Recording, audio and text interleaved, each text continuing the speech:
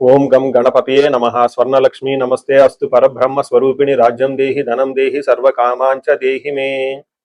12 రాసుల వారికి లక్ష్మి స్వర్ణలక్ష్మి అమ్మవారి యొక్క కృపా కటాక్షం వలన ప్రతి ఒక్కళ్ళకి ఆత్మ జ్ఞానం కలిగి ఉండాలి. తద్వారా ప్రతి నిమిషం ప్రతి సందర్భంలోనూ సంతోషంగా ఉత్సాహంగా ఉండే విధంగా అమ్మవారికి అందరినీ ఆశీర్వదించాలని, అంతేకాకుండా రాజ్యం దేహి మన అందరికీ మంచి పదవి, ఉన్నతమైన స్థితి, ఒక అధికారం, దర్పం అన్ని కలిగించాలని, దానితో పాటు స్వర్ణలక్ష్మి అమ్మవారు ప్రతి ఒక్కరికి ధన ప్రవాహాన్ని కలిగించాలని, ఫైనల్ గా సర్వకామాంచ దేహిమే మనం అనుకున్న ప్రతి కోరిక కూడాను ఇమ్మీడియట్ గా తక్షణమే అమ్మవారు మనకి నెరవేర్చాలని చెప్పేసి అమ్మవారు ప్రార్థన చేస్తూ, గణపతిని కూడా మనం చేసే ప్రతి దానిలోనూ మనకి బుద్ధి సిద్ధి, చక్కటి విజయాన్ని, ఒక మంచి వివేకాన్ని కలిగించాలని, సత్ డిసిషన్స్ మంచి నిర్ణయాలు తీసుకునే విధంగా మనకి గణపతి మనకు కృప ఉండాలని చెప్పేసి ప్రార్థన చేస్తూ, మనం ఈ రోజు టాపిక్ చూసుకుంటే సూర్యుడు వృషభ రాశి నుంచి మిథున రాశిలోకి మారుతూ ఉన్నారు. దీనిని మనకి మిథున సంక్రమణ అంటారు. అంటే ఇది 12 రోజులు ఉంటుంది ఈ సంక్రమణ. మనకి మకర సంక్రమణ,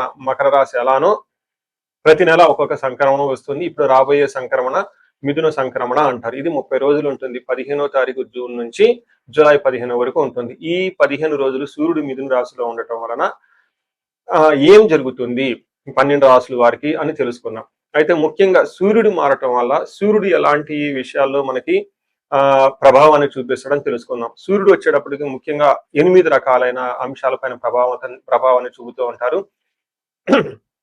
ఒకటి, అందరూ బాగా గుర్తుపెట్టుకోవాల్సింది ఏంటంటే సూర్యుడు ఆత్మకారక అంటారు. అంటే మనకి సెల్ఫ్ కాన్ఫిడెన్స్, మనకి కావాలన్న స్ట్రెంగ్త్, సోల్, ఆత్మబలం ఉండాలని, కానీ సూర్యుడు చక్కగా ఉండాలి. కాబట్టి సూర్యుడు ఆత్మకారకుడు. అలానే రాజ్యకారకుడు, ఒక పదవి రావాలన్నా, గవర్నమెంట్ అథారిటీ, అడ్మినిస్ట్రేషన్ పవర్, వీటన్నీ రావాలన్నా కానీ సూర్యుడు మనకి స్ట్రాంగ్ గా ఉండాలి. అలానే పితృకారకుడు, father related elders, mentors, boss, వీళ్ళందరినీ కూడా మనకి సూర్యుడే రిప్రజెంటేషన్ చేస్తూ ఉంటారు. యశస్సు, కీర్తి ప్రతిష్టలు, గుర్తింపు, కొంతమందికి గుర్తింపు ఉంటుంది ఏ పని చేసినా, కొంతమందికి ఏ పని చేసినా గుర్తింపు అనేది ఉండదు. ఈ గుర్తింపు లేకపోవడం కూడా కారణం కూడా సూర్యుడు వాళ్ళ జాతకంలో సరిగ్గా లేకపోవడం అని గమనించుకోవాలి. పదవి, అధికారం అంటే మీకు ఒక స్టేటస్, అంటే ఒక లేబుల్, మేనేజర్ నుంచి హైయర్ మేనేజర్, వైస్ ప్రెసిడెంట్, ఇలా ఒక్కొక్క లెవెల్ బై లెవెల్ ఎదుగుతూ ఉంటారు. అలాంటి పదవి, పొజిషన్ మీకు రావడానికి కూడా కారణం సూర్యుడు అని తెలుసుకోవాలి. అంతేకాకుండా అధికారం, పవర్, లీడర్షిప్, కమాండింగ్ పవర్, మీరు ఒక పని చెప్తే ఎదుటి వాళ్ళు చేయగల సామర్థ్యం అంతా కూడాను సూర్యుడు మెట్టే మీ జాతకంలో డిసైడ్ అవుతూ ఉంటుంది. తేజస్సు, ఆరోగ్యం, మంచి గ్లోరీ ఉంటుంది, మీకు ఎనర్జీ ఉండాలి, బ్రిలియన్స్, చాలా చక్కగా మీ ఫేస్ అంతా ఎప్పుడు కలగా ఉత్సాహంగా ఉండాలి, దానికి కూడా కారకుడు సూర్యుడు. ముఖ్యంగా లాస్ట్ లో ఆరోగ్య ప్రదాత, సూర్యుడిని ఆరోగ్యం ఇచ్చే వాళ్ళు అంటారు. ఎవరి జాతకంలో అయితే సూర్యుడు సరిగా ఉండరో వాళ్ళకి అనారోగ్యంతో బాధపడుతూ ఉంటారు. ఎవరికైతే సూర్యుడు చాలా జాగ్రత్తగా ఉచ్చ స్థానంలో ఉంటారో చక్కగా వాళ్ళకి హెల్తీగా ఉంటారు, ఫిజికల్ గా చాలా స్ట్రాంగ్ గా ఉంటారు, ఒక పవర్ వాళ్ళలా ఉంటుంది అని తెలుసుకోవాలి. ఇలా 8 రకాలైన ముఖ్యమైన కారకాలు ప్రతి ఒక్కళ్ళ జీవితంలో సూర్యుడు అనేది ప్రభావాన్ని చూపిస్తూ ఉంటారు. అయితే ఈ సూర్యుడు మిథున రాశిలో ఉండటం వల్ల ఇప్పటి వరకు మనం చెప్పుకున్న విషయాల్లో కొందరికి అనుకూలంగా ఉంటుంది, కొందరికి ప్రతికూలంగా ఉంటుంది. ఏ రాశులు వాళ్ళకి అనుకూలంగా ఉంటుంది, ఏ రాశులు వాళ్ళకి ప్రతికూలంగా ఉంటుందో మనం చూద్దాం. ముందుగా మనం మేషరాశి చూస్తే, మేషరాశి వాళ్ళకి 3వ స్థానంలో సూర్యుడు ఉన్నాడని చెప్పుకోవాలి. ఎప్పుడైతే సూర్యుడు 3వ స్థానంలో వెళ్ళారో మేషరాశి వాళ్ళకి చాలా మంచి టైం వస్తుందని గమనించుకోవాలి. ఏ విధంగా అంటే మేషరాశి వాళ్ళు జనరల్ గా ఈ ఏలినాటి శని యొక్క ప్రభావంతో బిగినింగ్ ఫస్ట్ స్టేజ్ లో ఉండటం తోటి మీరు అన్ని జాబులో పోగొట్టుకోవటం, డబ్బు పోగొట్టుకోవటం, అన్ని పోగొట్టుకునే పరిస్థితిలో ఉంటారు. చాలా ఇబ్బంది పడే పరిస్థితుల్లో ఎక్కువగా మేషరాశి వాళ్ళు ఉన్నారు. అయితే వాళ్ళకి ఇంకా అంత సీరియస్ గా ఏలినాటి శని ప్రభావం పడలేదు, కానీ బట్ చూసుకుంటే వాళ్ళు ఆ పొజిషన్ లో ఉన్నారు. బట్ ఈ టైంలో సూర్యుడు మీకు అనుకూలంగా ఉన్నారు, ఒక మంచి టైం అని మీరు గమనించుకోవాలి. 3వ స్థానంలో సూర్యుడు ఉంటే చాలా చాలా ఏమంటారు, మీకున్న కమ్యూనికేషన్ స్కిల్స్, మీకున్న ఎబిలిటీస్, మీకున్న రిస్క్ టేకింగ్ ఎబిలిటీస్, తర్వాత షార్ట్ ట్రావెల్ చేయటము, కమ్యూనికేషన్, మీడియా, ఇలాంటి వాళ్ళకి చాలా అనుకూలంగా ఉంటుందని మీరు గమనించుకోవాలి. సో ఇందులో మనకి సంస్కృతంలో ఏం చెప్తారంటే 3వ స్థానంలో సూర్యుడు ఉండటం వల్ల ఏం చెప్తారు, ఆరోగ్య నిత్య సంతోషం, బంధుమిత్ర సమాగమ, అర్ధలాభ, పుత్ర సౌఖ్యం, ఇష్ట సిద్ధి, తృతీయగే రవి అని చెప్తారు. అంటే 3వ స్థానంలో ఉంటే ఏమవుతుందంటే చాలా రకాల బెనిఫిట్లు ఉంటాయి. ఏమంటే ఫస్ట్ ఆరోగ్యం బాగుంటుంది, నిత్యం సంతోషంగా ఉంటారు, బంధువులతో కలుస్తుంటారు, మిత్రులతో కలుస్తూ ఉంటారు, వాళ్ళతో మంచి సమావేశాలు జరుపుకుంటూ ఉంటారు.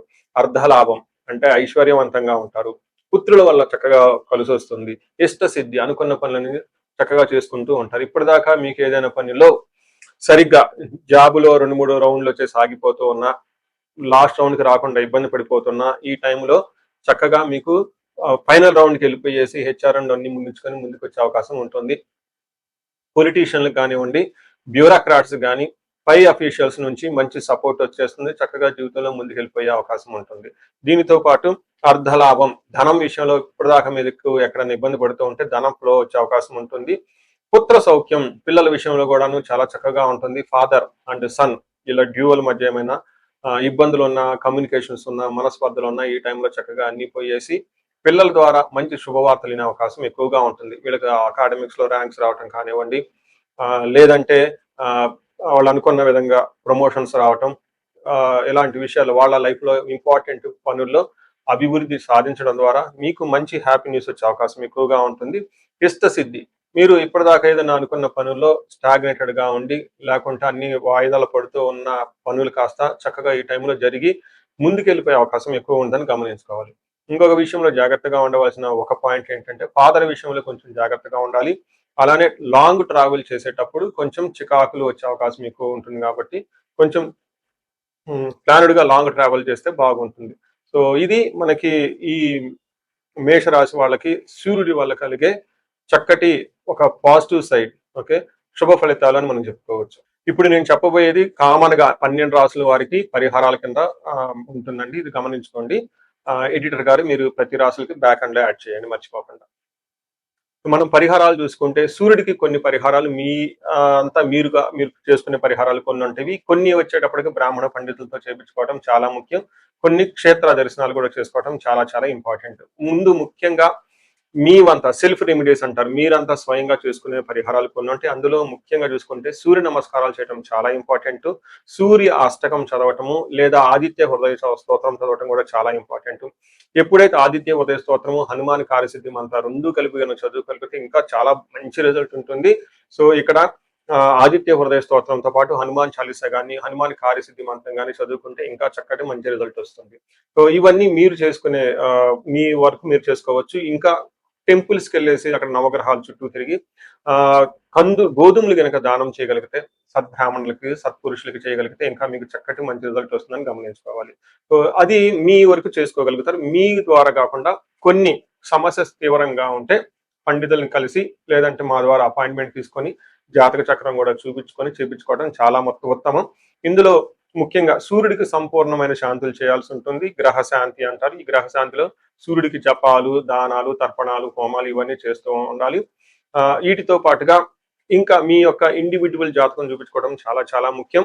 ఎవరికైతే మీ యొక్క ఇండివిజువల్ లైఫ్ లో మీకు ఏజ్ 35 to 45 మధ్యలో ఉండి 40 years ప్లస్ ఆర్ మైనస్ లో ఉన్న వాళ్ళకి ఎక్కడైనా మీకు లైఫ్ స్టాగ్నేటెడ్ కనిపించింది, అప్పటిదాకా సక్సెస్ఫుల్ ట్రాక్ రికార్డు ఉండి ఇక్కడ ఎందుకో ఆగిపోయారు, గ్రోత్ లేదని మీకు అనిపిస్తే ఒక్కసారి కాల్ చేసి అపాయింట్మెంట్ తీసుకోండి, మీ జాతకం చెక్ చేసుకోండి. నేను 35 to 45 age group research group గా చేస్తూ ఉన్నాను.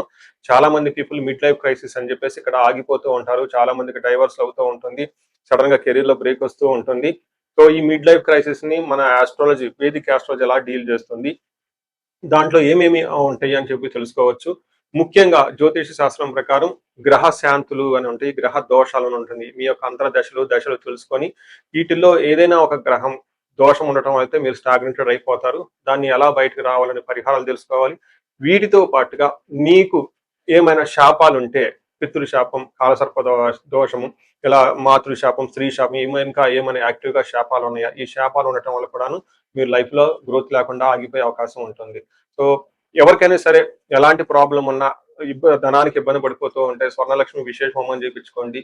మీకు వీసా స్టాంపింగ్, H1B, లైక్ ఎక్కడన్నా ఏమంటారు ఉద్యోగంలో ఎక్కడన్నా బ్రేక్లు వచ్చి ఆగిపోతూ ఉన్నా, లేదంటే ఫైనల్ రౌండ్ దాకా వచ్చి మధ్యలో ఎక్కడన్నా ఆగిపోయినా కానీ మీకు ఇలాంటి వాళ్ళకు కూడాను మన్యు పాశుపత అభిషేకము, రుద్రాభిషేకం చూపించుకోవడం చాలా చాలా ఇంపార్టెంట్.